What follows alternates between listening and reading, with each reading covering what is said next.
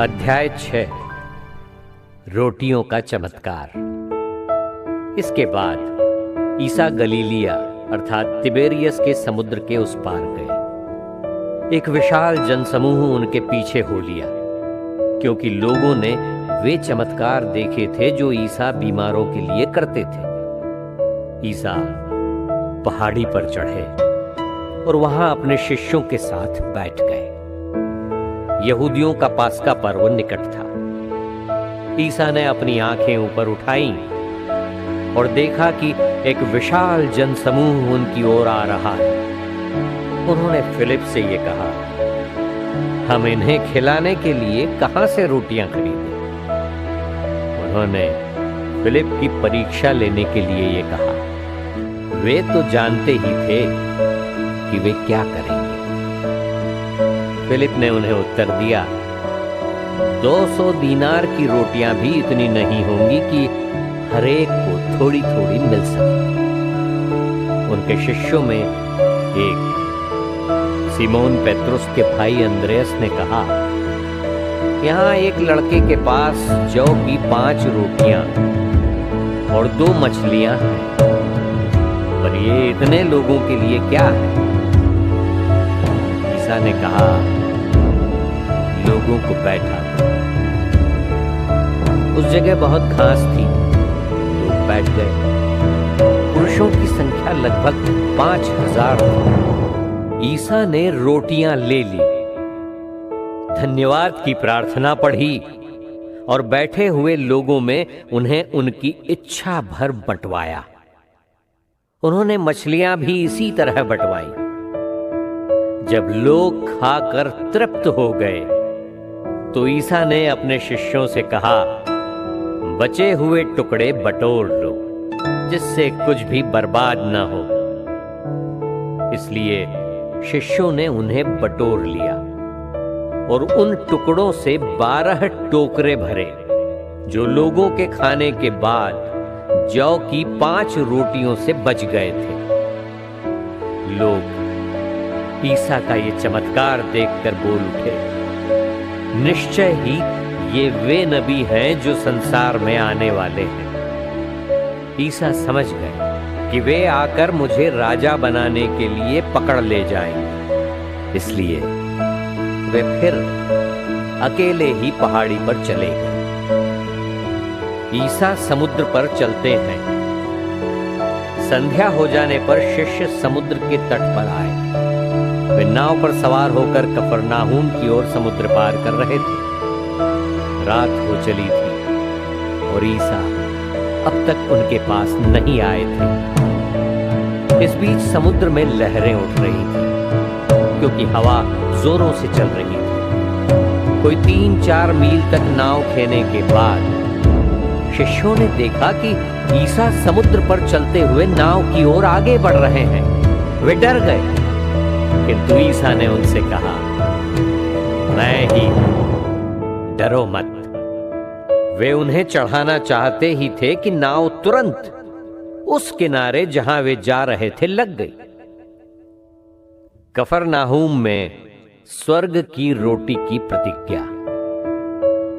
जो लोग समुद्र के उस पार रह गए थे, उन्होंने देखा था कि वहां केवल एक ही नाव थी और ईसा अपने शिष्यों के साथ उस नाव पर सवार नहीं हुए थे। उनके शिष्य अकेले ही चले गए थे। दूसरे दिन तिबेरियस से कुछ नावें उस स्थान के समीप आ गई, जहां ईसा की धन्यवाद की प्रार्थना के बाद लोगों ने रोटी खाई थी। जब उन्होंने देखा कि वहां न तो ईसा है और न उनके शिष्य ही, तो वे नावों पर सवार हुए और ईसा की खोज में कफरनाहूम चले गए। उन्होंने समुद्र पार किया और ईसा को वहां पाकर उनसे कहा, गुरुवर, आप यहां कब आए? ईसा ने उत्तर दिया, मैं तुम लोगों से ये कहता हूं, तुम चमत्कार देखने के कारण मुझे नहीं खोजते, बल्कि इसलिए कि तुम रोटियां खाकर तृप्त हो गए हो, नश्वर भोजन के लिए नहीं। बल्कि उस भोजन के लिए परिश्रम करो जो अनंत जीवन तक बना रहता है और जिसे मानव पुत्र तुम्हें देगा, क्योंकि पिता परमेश्वर ने मानव पुत्र को यह अधिकार दिया है। लोगों ने उनसे कहा, ईश्वर की इच्छा पूरी करने के लिए हमें क्या करना चाहिए? ईसा ने उत्तर दिया, ईश्वर की इच्छा ये है, उसने जिसे भेजा है उसमें विश्वास करो। लोगों ने उनसे कहा, आप हमें कौन सा चमत्कार दिखा सकते हैं जिसे देखकर हम आप में विश्वास करें? आप क्या कर सकते हैं? हमारे पुरखों ने मरुभूमि में मन्ना खाया था, जैसा कि लिखा है, उसने खाने के लिए उन्हें स्वर्ग से रोटी दी। ईसा ने उत्तर दिया, मैं तुम लोगों से ये कहता हूं, मूसा ने तुम्हें जो दिया था वो स्वर्ग की रोटी नहीं थी। मेरा पिता तुम्हें स्वर्ग की सच्ची रोटी देता है। ईश्वर की रोटी तो वो है जो स्वर्ग से उतरकर संसार को जीवन प्रदान करती है। जीवन की रोटी मैं हूं। लोगों ने ईसा से कहा, प्रभु आप हमें सदा वही रोटी दिया करें। उन्होंने उत्तर दिया, जीवन की रोटी मैं हूं। जो मेरे पास आता है उसे कभी भूख नहीं लगेगी, और जो मुझ में विश्वास करता है उसे कभी प्यास नहीं लगेगी।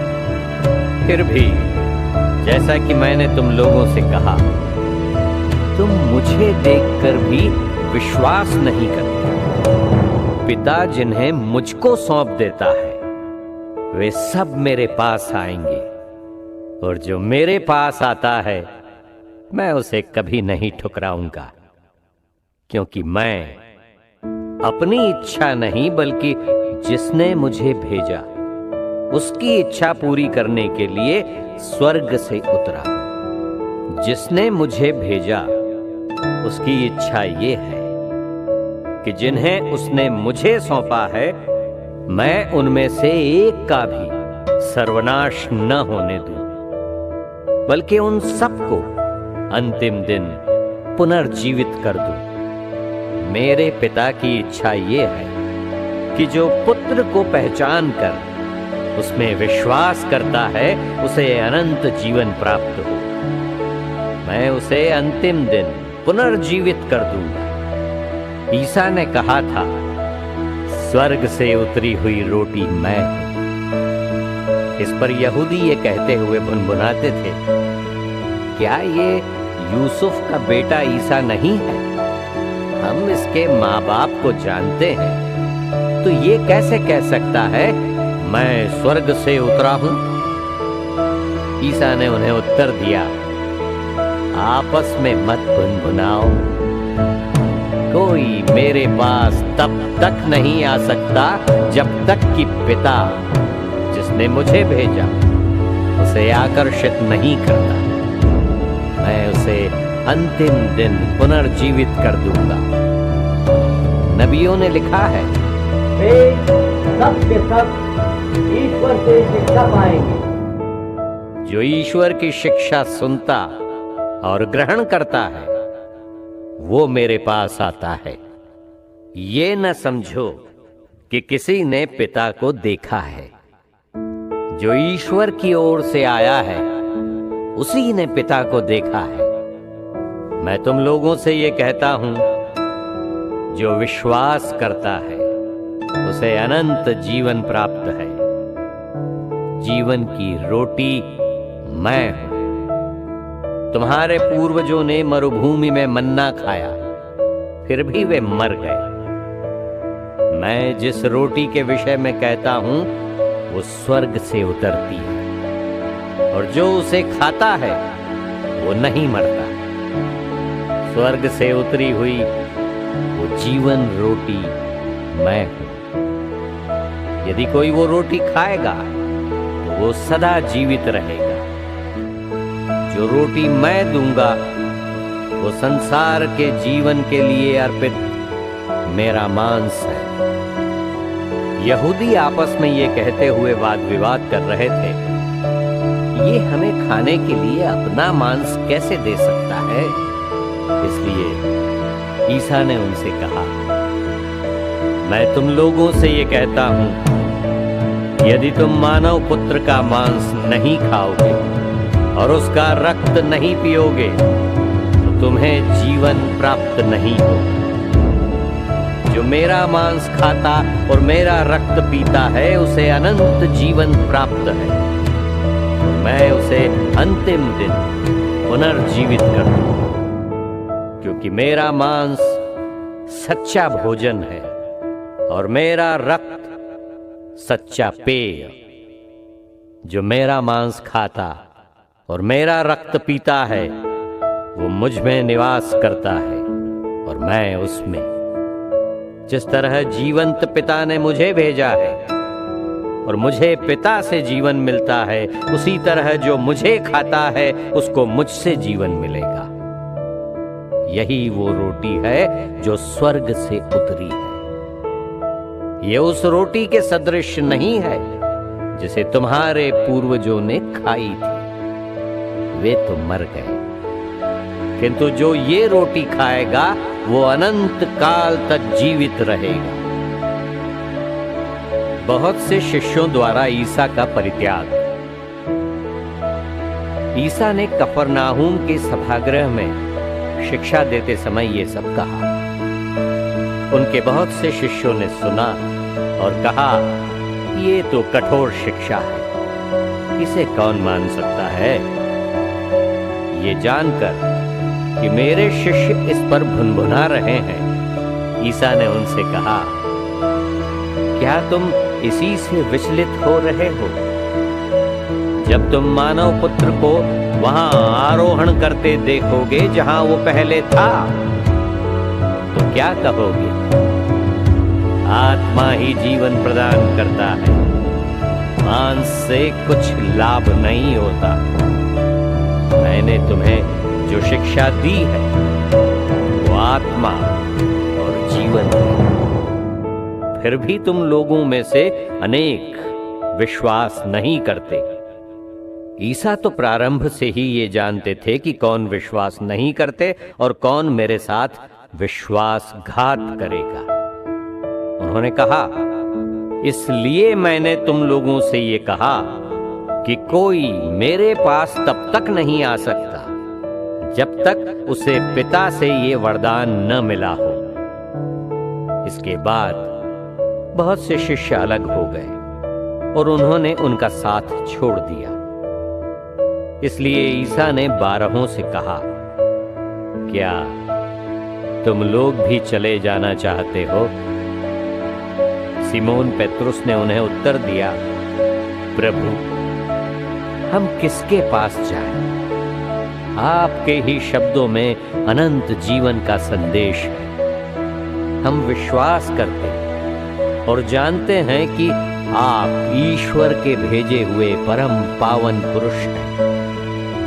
ईसा ने उनसे कहा, क्या मैंने तुम 12 को नहीं चुना? तब भी तुम में से एक शैतान है। ये उन्होंने सिमोन इस्कारियोती के पुत्र यूदस के विषय में कहा। वही उनके साथ विश्वासघात करने वाला था और वो 12 में से एक था।